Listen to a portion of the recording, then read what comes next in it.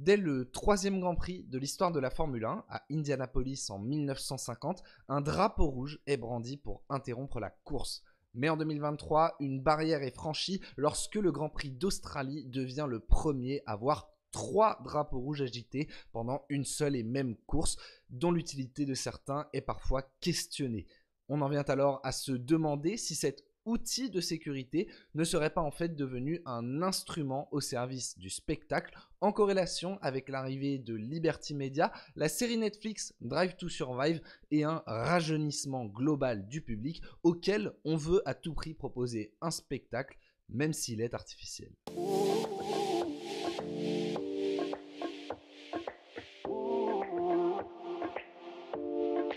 Le drapeau rouge sert à interrompre une session, quelle qu'elle soit, lorsque les conditions deviennent trop dangereuses pour que les monoplaces continuent à rouler. Son déploiement ne relève que de la direction de course pour des raisons de sécurité. Si l'idée dans tous les cas est la même, brandir un drapeau rouge sert à interrompre une session, que les voitures rentrent dans la voie des stands le temps que la piste soit dégagée et que l'on puisse repartir. On va distinguer un petit peu 2 cas différents, celui des essais libres ou de la qualification et celui de la course, car il y a quand même des spécificités. On va commencer par s'en référer au règlement sportif de la Formule 1 afin d'avoir un cadre juridique. Qu'est-ce que dit finalement ce règlement ? Puis ensuite de voir un petit peu quelles sont les interprétations. Tout d'abord en essai libre, l'article 37 alinéa 6 stipule que s'il devient nécessaire d'interrompre une séance d'essai car le circuit est bloqué par un accident ou qu'il devient dangereux de continuer en raison des conditions météo, la direction de course ordonnera au commissaire de piste de présenter le drapeau rouge et les feux d'interruption seront allumés sur la ligne. Le petit a est aussi intéressant puisqu'il précise que dès l'instant où le signal est donné, toutes les voitures doivent immédiatement réduire leur vitesse et rentrer dans la voie des stands. A noter que pendant ce moment-là, elles doivent également respecter un delta, elles ne peuvent pas rentrer à fond dans la voie des stands. Il y a des similitudes un petit peu avec ce qu'on expliquait la semaine dernière sur la safety car. Il faut, même si l'on n'est pas encore dans la voie des stands, respecter un delta parce qu'on est déjà sous régime de drapeau rouge. En course, on se réfère cette fois à l'article 57 alinéa 1 du règlement sportif de la Formule 1 qui stipule que si les compétiteurs ou officiels sont placés sous un danger immédiat par les voitures roulant sur la piste et que la direction de course constate que les circonstances empêchent la piste d'être sécurisée, même derrière la voiture de sécurité, la sprint ou la course sera alors suspendue. De même, des drapeaux rouges sont agités par les commissaires de piste, les feux de départ passent au rouge et les pilotes doivent rentrer dans la voie des stands en file indienne en attendant les instructions de la direction de course pour repartir. Bon, ça c'était pour la partie purement juridique, mais c'est important de partir des règles, de savoir ce que le règlement dit pour ensuite comprendre pourquoi il y a parfois des débats et controverses. Parce que vous l'avez constaté, un drapeau rouge peut être brandi lorsque la piste est trop dangereuse pour que les compétiteurs continuent de passer. Mais finalement, il n'y a pas beaucoup plus de précision que ça. On dit que ça peut être soit en raison d'un crash, soit en raison, pourquoi pas, de la pluie. Mais ça laisse énormément de place à l'interprétation de la part de la direction de course. Et ça peut donc laisser d'éventuelles failles pour, pourquoi pas, décider que cet accident est, oui ou non, suffisamment important pour que l'on sorte un drapeau rouge. Finalement, si on veut créer du spectacle artificiellement, on sent bien que c'est possible. Tant qu'on parle d'interprétation et de créer du spectacle, après le drapeau rouge, la procédure de restart peut être soit derrière la voiture de sécurité, soit un deuxième départ, comme on en a déjà vu. Mais là aussi, c'est totalement à l'appréciation de la direction de course. Il n'y a rien qui précise des cas où on repart sous safety car et d'autres où on repart sur un départ arrêté. Ça dépend des situations. Le directeur de course fait un petit peu comme il veut, on a l'impression. Je vais en profiter tant qu'on fait une vidéo sur le drapeau rouge pour vous donner quelques autres détails techniques qui vous permettront de mieux comprendre la prochaine fois que vous en voyez un, notamment en essai libre où vous avez peut-être constaté que même quand il y a un drapeau rouge, le chrono ne s'arrête pas de tourner. Une séance d'essai libre, c'est 1 heure, quoi qu'il arrive. Et tant pis, s'il y a un drapeau rouge, il y aura moins de temps de roulage, alors qu'à l'inverse, en qualification, le chrono s'arrête bel et bien. S'il reste 4 minutes 58, eh bien on repartira à 4 minutes 58. Forcément, c'est parce que c'est une session où il y a des éliminations, où il y a de l'enjeu, donc il faut garder quand même de l'équité. En revanche, s'il ne reste pas assez de temps pour ressortir et refaire un tour rapide, s'il reste par exemple moins d'1 minute, eh bien la session cette fois peut définitivement être interrompue. Et si vous n'avez pas eu le temps de finir votre tour, c'est pas de chance. En course, je pense que c'est intéressant de le préciser parce que la réglementation a changé assez récemment, notamment après le Grand Prix de Belgique 2021 dont on va reparler dans un instant. Mais désormais, un Grand Prix ne peut pas durer plus de 2 heures de course. Donc si on en est à 2 heures de course et 64 des 70 tours, et ben au moment où on passe la ligne, on entame le dernier tour. Et tant pis, on n'ira pas au bout. Ça arrive de temps en temps à Singapour. Mais avant c'était un petit peu plus imprécis dans le cas d'un drapeau rouge. Désormais l'événement au global ne peut pas durer plus de 3 heures, dont 2 heures de course. Donc c'est à dire qu'on peut avoir 50 minutes de drapeau rouge et 2 heures de course, mais aussi 1h30 de drapeau rouge et seulement 1h30 de course, quoi qu'il arrive. En tout cas si l'événement a par exemple commencé à 15h, à 18h, c'est terminé. Et justement à Spa en 2021, les conditions étaient déplorables, on était sous un torrent. Ça n'était pas du tout réuni pour faire un Grand Prix. Mais les pilotes ont tout de même fait 2 tours derrière la voiture de sécurité et pour cela, on a attribué la moitié des points qui ont finalement été attribués pour les résultats des qualifications. On a donc compris qu'il y avait quelque chose qui n'allait pas, il y a eu des points sans qu'il y ait eu de course, il fallait clairement changer ça. Désormais, un nouveau barème a été mis en place, ou plutôt plusieurs nouveaux barèmes si on n'arrive pas au terme du Grand Prix. Et vous allez voir, ils sont plutôt pas mal faits. Déjà, si on fait moins de 2 tours de course, il n'y a pas de points. Il n'y a pas eu de course, il n'y a pas de points. Ça paraît logique. Si on a fait entre 2 tours et 25% de la distance de course, le barème est le suivant. 6 points pour le vainqueur et des points pour les 5 premiers. Donc 6, 4, 3, 2 et 1 point. Si on a fait entre 25 et 50% de la distance de course, cette fois il y a 10 pilotes qui marquent des points, mais avec tout de même un barème assez réduit. 13, 10, 8, 7, 6, 5, 4, 3, 2 et 1 point. On continue d'étendre entre 50 et 75% de la distance de course. Là aussi, 10 pilotes qui marquent des points, ça ne changera plus. Mais 19, 14, 12, 9, 8, 6, 5, 3, 2 et 1 point. Et enfin, à partir de au moins 75% de la distance de course, on a quand même eu un Grand Prix qui ressemble à quelque chose, on peut attribuer la totalité des points. Pourquoi je vous donne ce barème? C'est pas très important de le retenir comme ça, c'est juste pour que vous l'ayez quelque part. Et si jamais un jour une course est interrompue par un drapeau rouge, je vous laisserai vous référer à cette vidéo. Très sincèrement, je trouve que ce barème est plutôt pas mal, il est plutôt équitable, mais... Parce que oui, il y a un mais, et on s'en est rendu compte lors du Grand Prix du Japon 2022, où l'on a réalisé qu'il ne s'appliquait que si la course se terminait sous drapeau rouge. Or, on n'avait pas prévu le scénario où un drapeau rouge nous empêchait de faire la totalité de la distance, puisque ça avait pris un sacré moment, mais où la course se terminait bel et bien sous drapeau vert. Et donc là, on s'est retrouvé avec une attribution totale des points que personne n'avait anticipé. Et en plus, ironie du sort, cette attribution totale des points a donné le titre à Max Verstappen. On était tous dans l'incompréhension. Lui-même croyait qu'il s'était trompé, qu'il n'était pas encore champion du monde.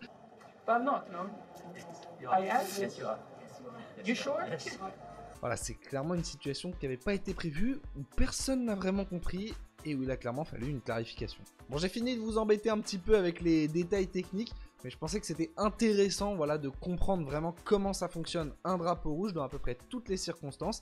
Maintenant, je vous propose de regarder un petit peu historiquement ce qu'a donné le drapeau rouge pour après comprendre les débats et les controverses. Je vous l'ai dit, le premier drapeau rouge de l'histoire de la Formule 1, il a eu lieu à Indianapolis en 1950. Sauf que, on en a parlé d'ailleurs il y a quelques semaines dans la vidéo sur le premier Grand Prix de l'histoire de la Formule 1.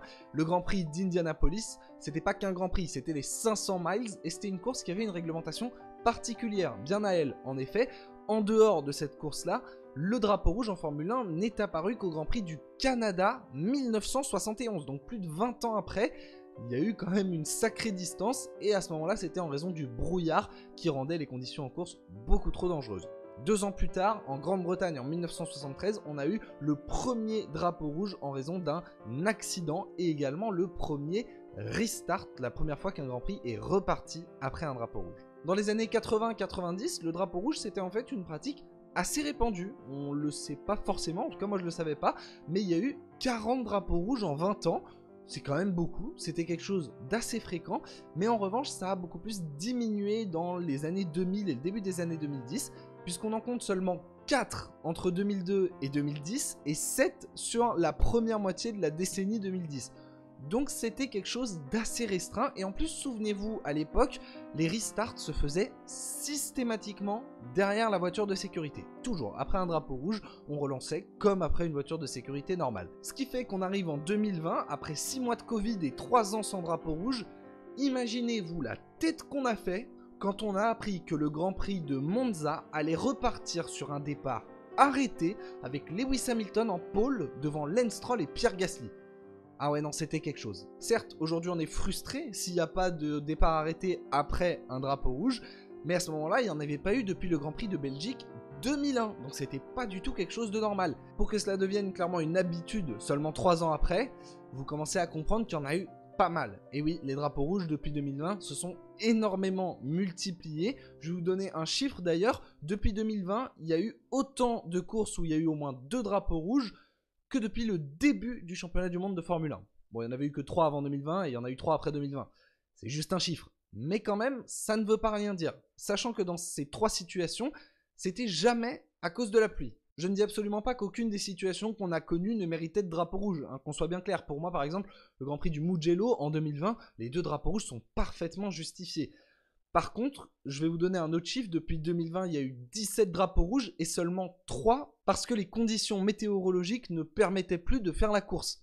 Alors qu'avant, c'était quasiment le principal motif d'interruption d'une course. Donc clairement, il y a des choses qui ont changé. A noter que parmi ces 3 cas-là, on a la Belgique 2021, donc qui, comme on l'a dit, est un cas extrêmement particulier. C'est d'ailleurs la dernière fois qu'une course s'est terminée sous drapeau rouge. Et enfin, pour contrebalancer tous ces chiffres, je vais quand même évoquer 2 arguments. La multiplication des courses, bah oui, s'il y a plus de courses, il y a plus de chances qu'il y ait des drapeaux rouges, notamment des courses en ville, et également l'attention encore plus importante portée à la sécurité des pilotes.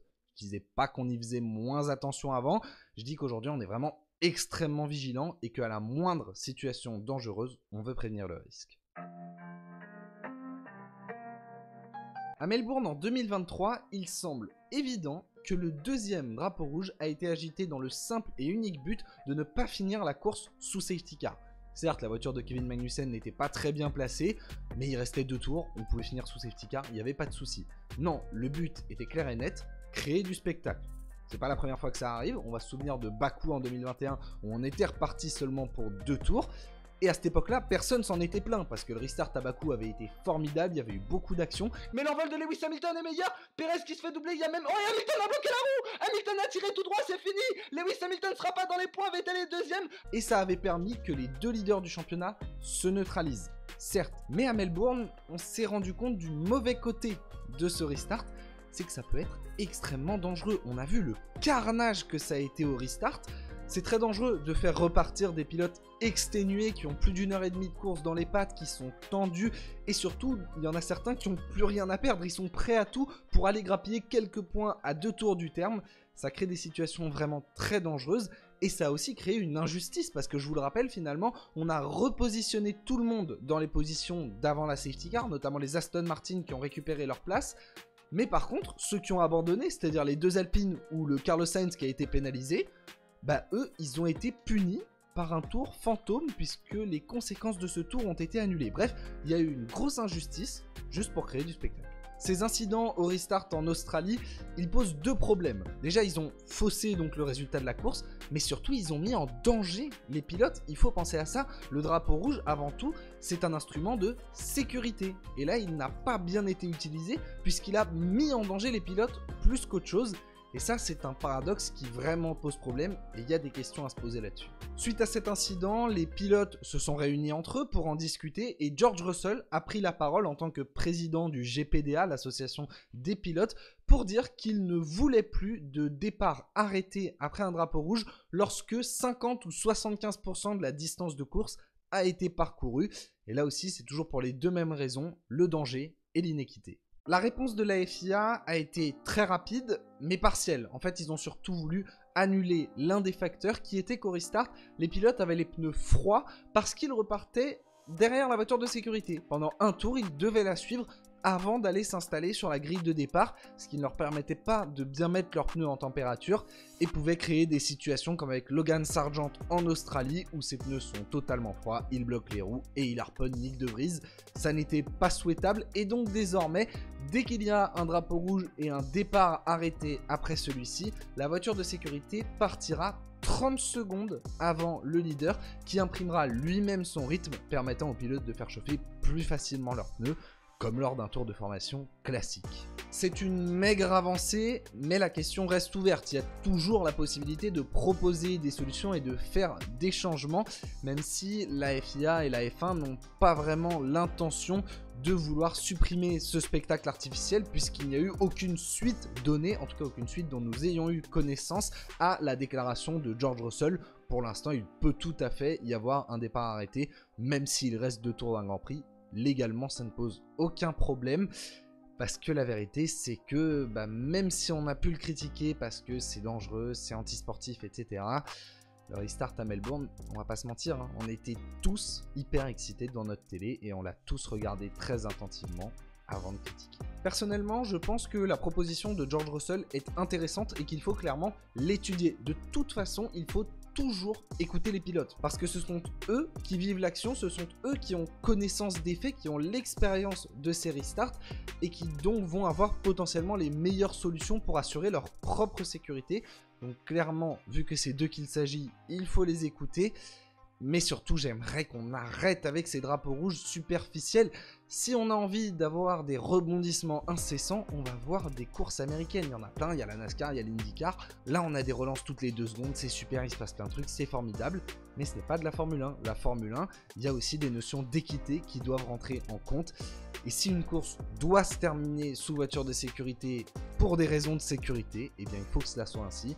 Comme ça a été le cas à Monza l'année dernière. Oui, c'était frustrant, mais c'est comme ça que cela doit se passer. En Formule 1, c'est clair, la décision doit se faire sur la piste. Par contre, ne soyons pas hypocrites, je suis pas contre un drapeau rouge avec un départ arrêté tous les 2-3 ans, comme on a eu avec Gasly à Monza. Bon, Gasly à Monza, c'est un mauvais exemple parce qu'il nous arrange, mais en même temps, là, tout était respecté. Les conditions étaient réunies pour avoir un drapeau rouge parce qu'il fallait réparer la barrière, donc clairement, c'était la bonne solution. Et une fois qu'on a eu un drapeau rouge, par contre, pourquoi ne pas nous remettre un départ arrêté? On était à peu près à un tiers de la course. C'est pas un timing qui me dérange, et dans ces circonstances-là, je suis très content de voir à nouveau un départ arrêté. Ne soyons pas hypocrites. Par contre, il y a des situations où ça n'est clairement pas nécessaire. Voilà personnellement ce que j'en pense. Maintenant, ce qui m'intéresse, c'est de savoir ce que vous en pensez, quelles seraient les solutions que vous apporteriez pour ne pas qu'on revive des situations comme en Australie cette année. Voilà, on en a terminé avec ce petit épisode drapeau entre le guide et cette vidéo exclusive sur le drapeau rouge. Je trouvais que c'était intéressant de parler uniquement de ce drapeau parce que comme vous l'avez vu, il y avait pas mal de choses à dire. J'espère que ça vous aura plu. Et quant à nous, on se retrouve comme d'habitude les mercredis à 18 h pour une nouvelle vidéo. En attendant, portez-vous bien les amis, c'est le plus important. Et sur ce, moi je vous dis à la prochaine. Ciao ciao.